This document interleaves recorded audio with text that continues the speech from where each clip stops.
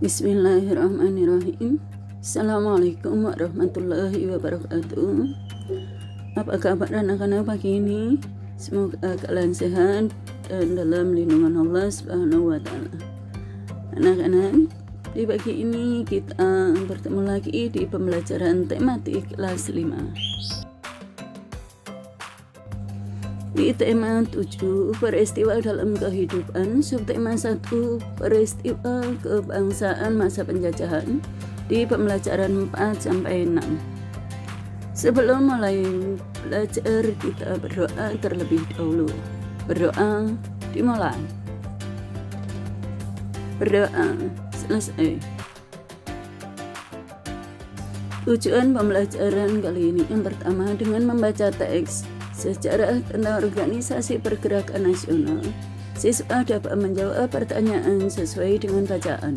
Yang kedua, dengan membaca teks narasi sejarah tentang lahirnya Sumpah Pemuda, siswa dapat menjawab pertanyaan sesuai dengan bacaan. Yang ketiga, dengan membaca teks bacaan tentang keragaman budaya bangsa Indonesia, siswa dapat menjawab pertanyaan sesuai dengan bacaan. Yang keempat, dengan membaca teks bacaan tentang Sumpah Pemuda, siswa dapat menjawab pertanyaan sesuai dengan bacaan. Yang kelima, dengan mengamati notasi lagu Indonesia Raya, siswa dapat menjawab pertanyaan sesuai dengan notasi lagu. Yang keenam, dengan membaca teks tentang perubahan wujud benda, siswa dapat melengkapi peta pikiran perubahan wujud benda, dapat menghubungkan gambar dengan penjelasan tentang perubahan wujud benda. Organisasi pergerakan nasional. Perjuangan mengusir penjajah yang semula bersifat kedaerahan mulai ditinggalkan. Pemuda dan pelajar mulai berpikir mendirikan organisasi modern. Beberapa organisasi modern yang didirikan antara lain adalah Budi Utomo, Serikat Islam, Indis Partage, dan Perhimpunan Indonesia. Organisasi perintis bangkitnya kesadaran bangsa Indonesia untuk berjuang secara nasional adalah Budi Utomo, yang dibentuk tanggal 20 Mei 1908. Para tokoh yang berperan dalam pembentukan Budi Utomo adalah Dr. Sutomo dan Dr. Wahidin Sudirohusodo. Dalam gerakan Budi Utomo tidak mau bekerja sama dengan Belanda.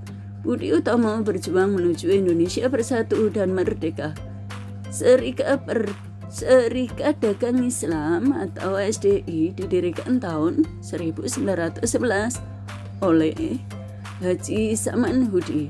Anggotanya adalah para pedagang Islam yang ada di Solo. Tujuan dibentuknya SDI adalah meningkatkan kesejahteraan bangsa di bawah panji Islam. Namanya kemudian berubah menjadi Serikat Islam atau SI. Serikat Islam memiliki keuntungan untuk rakyat banyak. Indis Partage didirikan pada 25 Desember 1912 di kota Bandung. Organisasi ini didirikan oleh 3 tokoh, yaitu Dawes Dekker, kemudian Ki Hajar Dewantara, dan Dr. Cipto Mangunkusumo. Mereka dikenal dengan sebutan 3 serangkai. Indis Partage didirikan atas asas nasionalisme dan non-kooperasi. Nasionalisme artinya menanamkan rasa kebangsaan yang tinggi terhadap bangsa Indonesia. Non-kooperasi artinya tidak bersedia bekerja sama dengan pemerintah Belanda. Perhimpunan Indonesia merupakan organisasi para pemuda pelajar dan mahasiswa Indonesia di Belanda yang didirikan tahun 1912. Tokoh-tokoh Perhimpunan Indonesia adalah Muhammad Hatta, Ahmad Subarjo, Sukiman, Sultan Syahrir, dan Ali Sastroamidjojo. Salah satu tujuan berdirinya Perhimpunan Indonesia adalah menuntut Indonesia merdeka. Kronologi sejarah lahirnya Sumpah Pemuda. Ada 7 Maret 1915, Gerakan Pemuda memelopori Trikoro Darmo, 3 tujuan mulia. Trikoro Darmo kemudian bernama Jong Java atau Pemuda Jawa. Berdirinya Jong Java ini kemudian diikuti oleh perkumpulan pemuda yang lain seperti Jong Sumatera Nenbon atau Pemuda Sumatera, Jong Ambon, Pemuda Ambon, Jong Celebes, Pemuda Sulawesi, dan Pemuda Kaum Betawi. Pada tanggal 15 November 1925 diadakan pertemuan pemuda di Jakarta yang dihadiri wakil-wakil dari kelompok pemuda tersebut. Pertemuan menghasilkan sebuah komite yang disebut Jong Indonesia Kongres Komite dengan Ketua Tabrani.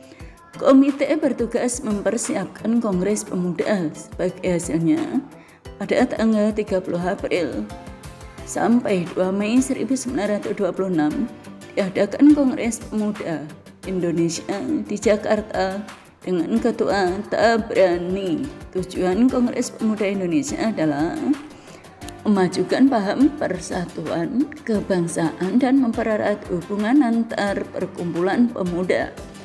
Di dalam Kongres PPI atau Perhimpunan Pelajar-Pelajar Indonesia mengajukan usul agar semua organisasi pemuda dikumpulkan dalam satu wadah organisasi pemuda Indonesia, tetapi usul ini belum dapat diwujudkan karena rasa kedaerahan masih kuat. Sejalan dengan pemikiran yang berkembang sesudah Kongres Pemuda Indonesia I, maka diusulkan perlunya penyatuan organisasi-organisasi pemuda. Pada tanggal 15 Agustus 1926 diadakan konferensi yang dihadiri oleh Jong Java, Jong Sumatera Nenbon, Sekarukun, Jong Islamitenpun, Jong Batak, Amborstaderenden, Minahasa Staderenden, dan Kongres Komite. Organisasi-organisasi pemuda menyetujui dibentuknya suatu badan permanen untuk keperluan persatuan Indonesia, kecuali Jong Islamitenpun pada tanggal 31 Agustus 1926 disahkan anggaran dasar organisasi baru yang bernama Jong Indonesia atau Pemuda Indonesia. Tujuannya menanamkan dan mewujudkan cita-cita persatuan seluruh Indonesia. Dasarnya, nasionalisme menuju ke arah terwujud Indonesia Raya. PPI mengusulkan diadakannya Kongres Pemuda Indonesia II. Keinginan bersatuan pemuda diwujudkan dalam Kongres Pemuda Indonesia II di Solo tanggal 26 sampai 28 Oktober 1928. Kongres dihadiri oleh 9 organisasi pemuda dan sejumlah tokoh politik, diantaranya Soekarno, Sartono, dan Sunario. Kongres dilaksanakan dalam 3 tahapan rapat, yaitu sebagai berikut.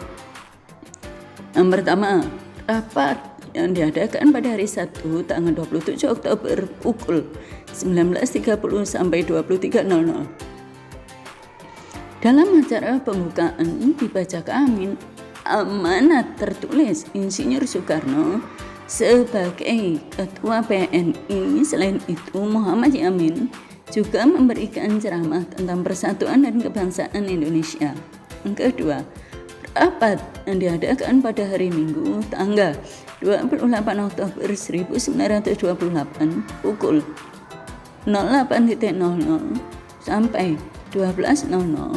Rapat tersebut membahas tentang hal-hal yang berkaitan dengan pendidikan. Menurut rencana, sebagai pembicara adalah Ki Hajar Dewantara, S. Mangunsarkoro, Djoko Sarwono, dan Purnomo Wulan. Sayang, Ki Hajar Dewantara tidak bisa hadir. Kemudian berikutnya rapat yang diadakan pada hari Minggu pukul 17.30 sampai 20.00.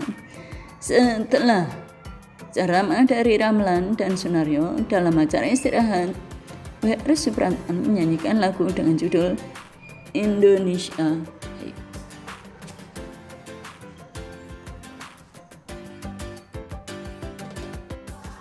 W.R. Supratman menyanyikan lagu dengan judul Indonesia Raya yang kemudian menjadi lagu kebangsaan. Lagu dinyanyikan dalam bentuk instrumen agar tidak menimbulkan keributan dengan polisi Belanda. Sebagai puncak acara, dikatakan keputusan Kongres yang dirumuskan oleh Muhammad Yamin. Keputusan tersebut terkenal dengan sebutan Sumpah Pemuda. Bangsa Indonesia terdiri dari berbagai suku bangsa antar suku. Bangsa memiliki perbedaan, salah satunya adalah perbedaan fisik. Perbedaan ciri-ciri fisiknya, masyarakat Indonesia dibedakan menjadi 4 kelompok, yaitu sebagai berikut. Ras Papua Melanesia, bangsa yang mempunyai ciri kulitnya hitam, rambutnya keriting, badannya kekar, hidungnya mancung, dan bibir tebal. Ini banyak terdapat di Pulau Papua dan Kepulauan Aru yang terkenal dengan sebutan suku Tapiro. Kemudian yang kedua, ras Wedoid. Ras Wedoid merupakan ras khusus yang mempunyai ciri sendiri. Orang-orang Wedoid mempunyai ciri antara lain perawakannya kecil, rambutnya berombak, dan kulit sawo matang. Suku bangsa Indonesia yang termasuk ras Wedoid yaitu suku Toala di Semenanjung Barat Daya. Sulawesi, suku Tomuna di Pulau Muna, suku Gayo di sekitar Danau Toba, suku Kubu di Jambi, suku Sakai di Siak, dan suku Tomuna di Kepulauan Mentawai. Yang ketiga, ras Melayu Tua atau Proto Melayu. Bangsa Proto Melayu adalah ras yang dianggap sebagai nenek moyang bangsa Indonesia. Mereka termasuk ras Melayu Mongoloid yang mempunyai ciri-ciri rambut ikal atau lurus, mukanya bulat, kulit sawo matang, badan tinggi ramping, dan hidung sedang atau lebar. Suku bangsa di Indonesia termasuk golongan ini adalah suku Batak di Sumatera Utara, suku Toraja di Sulawesi Selatan, suku Sasak di Lombok, suku Nias di Kepulauan Nias, suku Kubu di Sumatera Selatan, dan suku Dayak di Kalimantan Tengah. Kemudian yang keempat, ras Melayu Muda atau Deutero Melayu. Deutero Melayu sebenarnya juga merupakan golongan Melayu Mongoloid dengan ciri-ciri fisik yang sama. Suku bangsa di Indonesia yang masih ada dan termasuk ras Melayu Muda antara lain suku Jawa, suku Apli, suku Madura di Jawa Timur, suku Banjar di Kalimantan Selatan, suku Aceh, suku Minangkabau di Sumatera Barat, dan suku Bugis di Sulawesi Selatan. Sumpah Pemuda. Apakah kamu memahami 3 butir penting Sumpah Pemuda? Yaitu bertanah air satu, berbangsa satu, dan berbahasa satu. Sumpah Pemuda merupakan bukti otentik bahwa pada tanggal 28 Oktober 1928 bangsa Indonesia dilahirkan. Proses kelahiran bangsa Indonesia ini merupakan buah dari perjuangan rakyat yang selama ratusan tahun tertindas kaum penjajah. Kondisi inilah yang mendorong para pemuda membulatkan tekad demi menghargai martabat hidupnya. Tekad inilah yang menjadi komitmen perjuangan rakyat Indonesia hingga berhasil mencapai kemerdekaannya 17 tahun kemudian, yaitu pada tanggal 17 Agustus 1945. Sesuai namanya, Sumpah Pemuda dirumuskan oleh para pemuda. Para pemuda tidak berjuang sendiri, melainkan bersama-sama. Organisasi-organisasi yang bersifat kedaerahan mulai bersatu dalam suatu wadah organisasi lebih besar, sehingga perjuangan kemerdekaan menjadi lebih kuat dan terarah. Setiap organisasi tersebut memiliki tujuan utama, yaitu kemerdekaan Indonesia yang mewujudkan.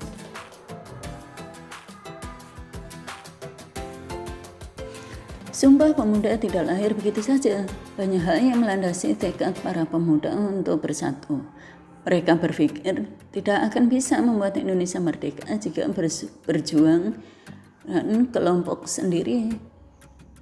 Kegagalan dalam memperjuangkan kemerdekaan Indonesia membuat menjadi sadar bahwa rasa nasionalisme harus dipadukan.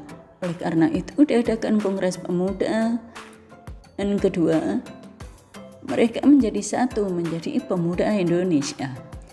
Sejak dikumandangkan Sumpah Pemuda, maka para tokoh pergerakan sekata memasyarakatkan penggunaan bahasa Indonesia di dalam berbagai kesempatan guna menggantikan penggunaan bahasa Belanda dan berbagai bahasa daerah.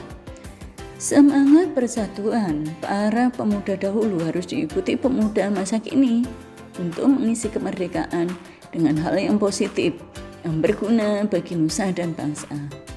Upaya untuk mencintai negeri ini dapat dilakukan dalam berbagai kegiatan, misalnya mencintai produk dalam negeri, menjaga dan melestarikan budaya bangsa, membentengi diri dengan budaya asing yang tidak sesuai dengan kepribadian bangsa, dan meraih prestasi dalam kejuaraan dunia. Coba kalian lihat syair Indonesia Raya. Di sini kalian udah pada tahu ya, Indonesia Raya diciptakan oleh W.R. Supratman. Kemudian nada dasar lagu tersebut adalah Do sama dengan G. Kemudian biramanya adalah 4/4. Kira-kira kapan ya lagu Indonesia Raya pertama kali dinyanyikan? Ada yang tahu? Iya. Lagu Indonesia Raya pertama kali dinyanyikan pada saat Kongres Pemuda kedua tanggal 28 Oktober 1928.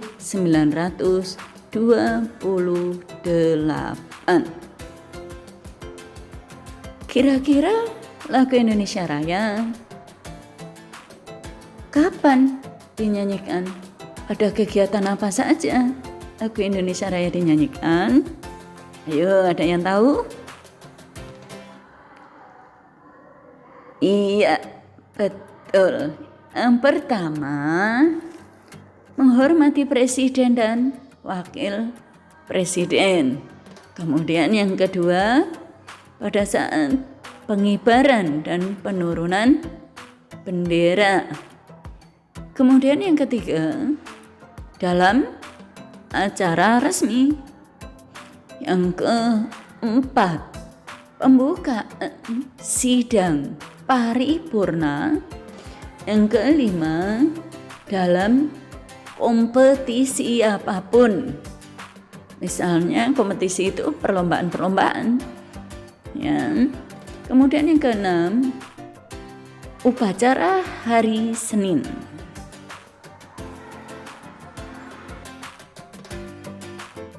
Perubahan wujud benda. Perubahan wujud benda antara lain ada mencair, membeku, menyublim, menguap, mengembun, dan mengkristal. Secara umum ada 3 wujud benda yang sudah kita ketahui, yaitu benda padat, benda cair, dan benda gas. Perubahan wujud benda bisa terjadi ketika sebuah benda mengalami perubahan suhu seperti dipanaskan atau didinginkan. Di sini ada 6 macam perubahan wujud benda. Yang pertama, mencair atau melebur, yaitu perubahan wujud benda padat menjadi cair. Contohnya, jika es lama-kelamaan diletakkan di tempat terbuka, kena panas, lama-lama akan mencair. Kemudian yang kedua, membeku, yaitu perubahan wujud benda cair menjadi padat, kebalikan mencair, ya. Contohnya, jika kita meletakkan air di dalam freezer atau tempat yang suhunya sangat dingin, maka akan membeku. Kemudian yang ketiga, menyublim, yaitu perubahan wujud benda padat menjadi gas. Jadi perubahan wujud benda padat menjadi gas, menyublim. Contohnya apa? Yaitu kapur barus. Jika kapur barus kita buka, kita letakkan di suhu yang terbuka atau maksudnya di tempat terbuka, maka lama-kelamaan kamper tersebut akan mengecil. Makanya di situ adalah proses penyubliman. Ya. Jadi kamper akan mengecil lama-kelamaan. Kemudian yang keempat, menguap, yaitu perubahan wujud benda cair menjadi gas. Perubahan wujud benda cair menjadi gas. Contohnya apa? Air yang dipanaskan terus-menerus akan berubah menjadi uap air. Kalau lama-kelamaan bisa habis tuh, ya, karena menguap. Kemudian mengembun, yang kelima, yaitu perubahan wujud benda gas menjadi cair. Contohnya, ketika butiran air di bawah penutup gelas menandakan terjadi proses pengembunan. Misalnya apa? Gelas itu kita isi air panas, kita tutupnya agak lama, kalian buka, coba di bawah tutup itu pasti ada butiran-butiran. Itu namanya mengembun. Kemudian yang keenam, mengkristal atau menghablur, yaitu perubahan wujud dari benda gas menjadi padat. Contohnya apa? Pembentukan es kering merupakan contoh peristiwa menghablur atau mengkristal. Gas belerang yang berubah menjadi kristal-kristal belerang, ya, itu juga contoh menghablur atau mengkristal. Kebudayaan nasional. Budaya nasional adalah budaya yang dihasilkan oleh bangsa Indonesia sejak zaman dahulu hingga kini. Budaya nasional menjadi karya yang dibanggakan, yang memiliki kekhasan bangsa Indonesia dan menciptakan jati diri dan identitas bangsa Indonesia yang kuat. Kebudayaan nasional dapat berupa sumbangan dari kebudayaan lokal. Jadi, sumbangan beberapa kebudayaan lokal bergabung menjadi satu ciri khas, jadi menjadi satu ciri khas yang kemudian menjadi kebudayaan nasional. Salah satu contoh budaya nasional adalah pakaian batik. Batik adalah hasil dari budaya lokal. Beberapa daerah di Indonesia dapat menciptakan batik dengan corak khas yang berbeda-beda. Batik kemudian diangkat menjadi salah satu pakaian nasional. Dengan demikian, budaya lokal menjadi budaya nasional. Kebudayaan nasional yang terus dijaga dengan baik akan memberikan dampak baik bagi suatu bangsa, seperti menguatnya jati diri dan ideologi bangsa. Beberapa upaya yang dapat dilakukan untuk menjaga kebudayaan nasional adalah mengajarkan budaya daerah dan budaya nasional kepada generasi muda melalui pengajaran secara formal dan non-formal, mengembangkan budaya daerah dan budaya nasional melalui acara-acara kebudayaan serta mempelajari situs-situs sejarah dan budaya sehingga mengenal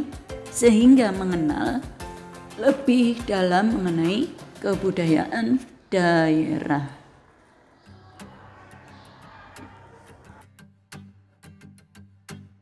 Terima kasih sudah menyimak video pembelajaran kali ini. Semoga bermanfaat buat kalian semua. Dan sampai berjumpa kembali di video pembelajaran berikutnya.